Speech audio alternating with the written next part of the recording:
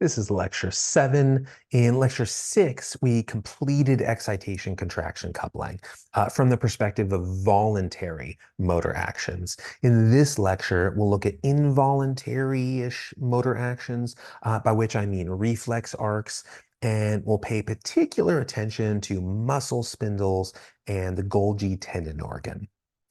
So let's begin once again by acknowledging that we have upper and lower motor neurons, upper in the CNS, right, the central nervous system, and lower in the peripheral nervous system. But we also have alpha and gamma motor neurons and beta, but those aren't very well characterized. They activate intrafusal and extrafusal fibers, but alpha and gamma are what we'll be focusing on in this lecture and throughout the semester, particularly alpha. But in this diagram, EF stands for extrafusal, IF for intrafusal, and MS is muscle spindle, which is where we're headed. But before we get there, remember that your voluntary muscle action is part of your somatic nervous system. And this is coming from your alpha motor neurons. You know where that action begins, right? Way up in the primary motor cortex. And you know how that action concludes through the completion of excitation contraction coupling. But not every motor action begins in the motor cortex. Some of them come from the spine. And even though these aren't really voluntary motor actions, they're still somatic, part of the somatic nervous system. So first, there are central pattern generators. This is activity that's generally ongoing, thoughtless, rhythmic activity. So think like walking or jogging on a treadmill or chewing, but let's focus on locomotion. The neural stimulus for this doesn't come from the brain. It comes from the spine. The circuits for walking and other locomotion comes from your lumbar spine and lower thoracic spine. But if you're walking and then you find yourself on uneven terrain or on ice or something, the recruitment will immediately start coming from the brain. But that's all you need to know about central pattern generators. Reflex arcs we'll get into more detail on. And these are circuits that they also involve motor control that's governed by the spine, not the brain. So we have our afferent nerves, we have sensory nerves, and those send messages from the periphery to the spine, and they enter the dorsal root as opposed to ventral, and they synapse with an interneuron. But instead of continuing up north and informing the brain of whatever the nerve's message is, and then waiting for the brain to make an executive decision, which is then sent south and eventually enacted. It just hits the spine and comes right back out with a decision, with a motor action. So the point of doing this, of doing it this way, is the immediacy of the response. So like if you touch a red stovetop or some other, a candle or like a piping hot thing, you don't want to hang on to it and leave your hand there until your brain makes an executive decision to pull it away. Prompt response time is in the interest of self-preservation. Uh, so if you accidentally do something harmful and painful, you'll probably recoil before you become fully conscious of the pain. So the way it works is that there are peripheral receptors. In this case, we're looking at skin. And those activate sensory neurons. Those sensory neurons transmit the impulse to the spine, where there's an integration center. From here, you kick that message right back out of the spine, activating motor neurons, and then you flinch your toe off the tack or whatever. And then you make rational sense of what you've done. So a lot of our behaviors are unconscious, and we invent stories about it after the fact, pretending it was conscious decisions that accomplished whatever it was. So just ask someone who finished hitting a 90-mile-an-hour fastball and made it on base how they did that.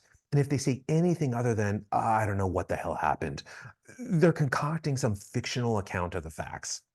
We are a storytelling species, and we like to tell stories about our behaviors, even if we didn't consciously control them. And reflex arcs are one example of unconscious motor actions. Now, muscle spindles, these are an important reflex arc in your skeletal muscle, really important to proprioception, which means knowing by way of feeling where we are in space. Close your eyes and touch your nose, walk in a straight line, go up steps without looking at your feet, that kind of thing. Um, there's a whole complex here involving an afferent nerve, an efferent nerve, and a muscle. And that muscle is stimulated by that efferent nerve. If you remember the different muscle shapes we talked about, parallel and fusiform and pennate, that fusiform muscle shape is spindle shaped, meaning it's narrow at the ends and it's bulbous in the middle. A muscle spindle is also spindle shaped and it's embedded inside of the belly of the voluntary muscle. It's walled off inside of a connective tissue sheath, which has a fusiform shape. That's why the muscle fibers inside of a muscle spindle are called intrafusal fibers. They're embedded within the extrafusal fibers, meaning the fibers that are outside of the fusiform shaped, spindle shaped muscle spindle. Um, Extrafusal fibers, though, these are voluntary. They're activated by alpha motor neurons. You have deliberate, conscious control over extrafusal fibers through those alpha neurons. But intrafusal fibers, the fibers within that spindle-shaped muscle spindle, are not under conscious control. Those are activated by gamma motor neurons, very small diameter on those, 5 micrometers, maybe 4 to 8. There's a range, but really, really small diameter on those gamma motor neurons. Um, Now, the sensory fibers, the afferents, these are nerves that are wrapped around the muscle fibers. And there are a couple kinds of nerves here, 1A and 2. You don't need to know that. But just as a fuller picture, the type 1A, these are more sensitive to velocity than the type 2 nerves. And maybe the type 1A afferents are a bit more attuned to relative length changes, while the type 2s, those nerves serve better as absolute detectors. But there's overlap, and in general, what's predominantly being sensed is changes of length and the rate of length change. Both of those, the change in length and how quickly that length is being changed.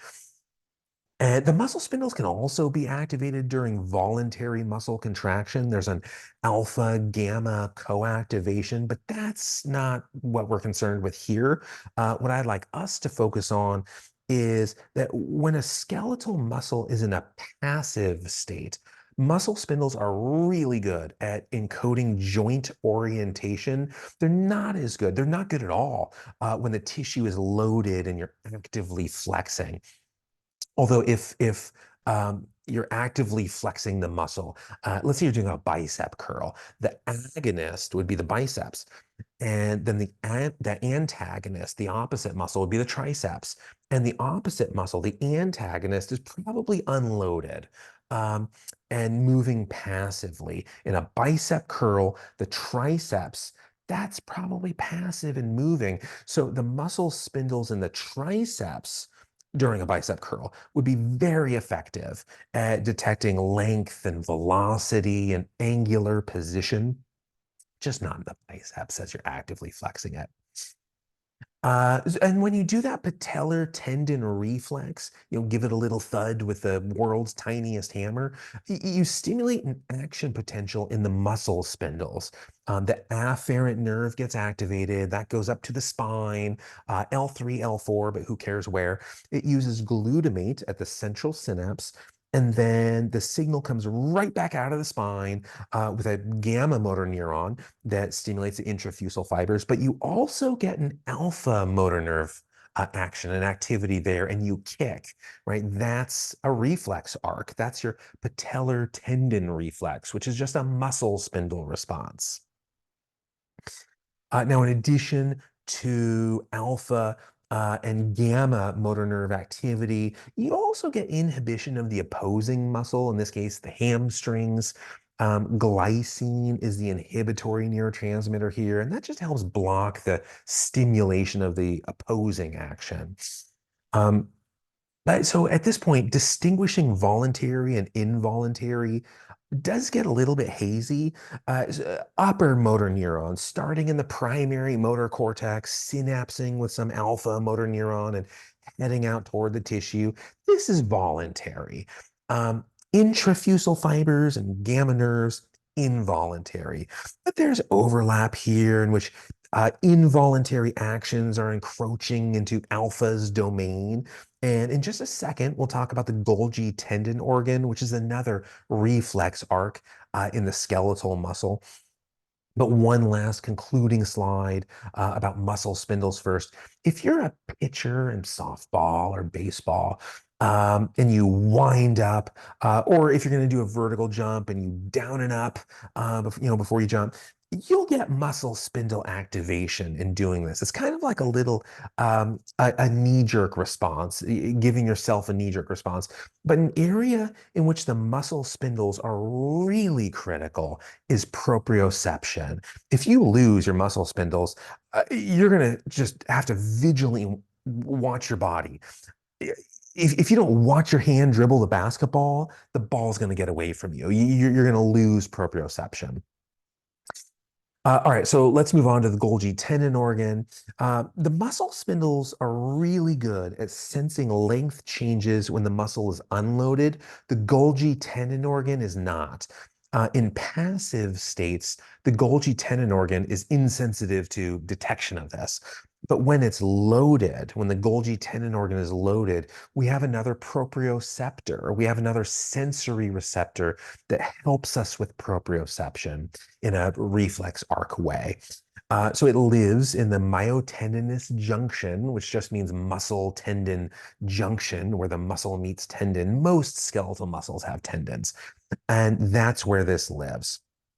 And we think of it more, it's at both proximal and distal, but at the insertion, we talk about it more. And all right, so let's look at two pictures of basically the exact same thing and talk about its structure.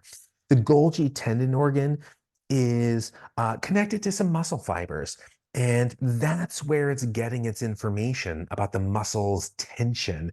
It doesn't receive information from every fiber in the muscle.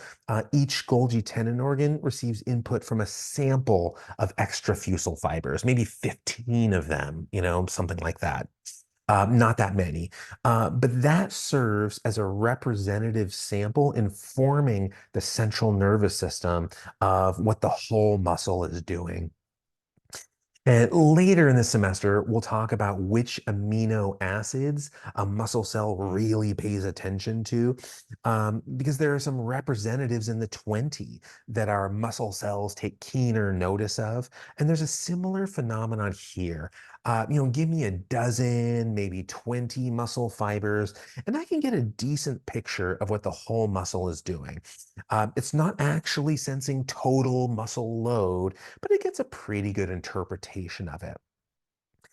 And what the Golgi tendon organ is paying attention to is not passive lengthening, but tension.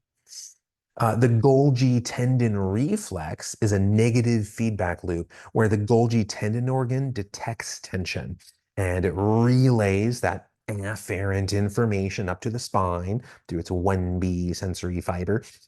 It enters the dorsal root synapses on an interneuron, and that interneuron inhibits, it hyperpolarizes using glycine as the neurotransmitter, the alpha motor neurons that are contributing to this state of high muscular tension. So the alpha motor neurons are inhibited with glycine.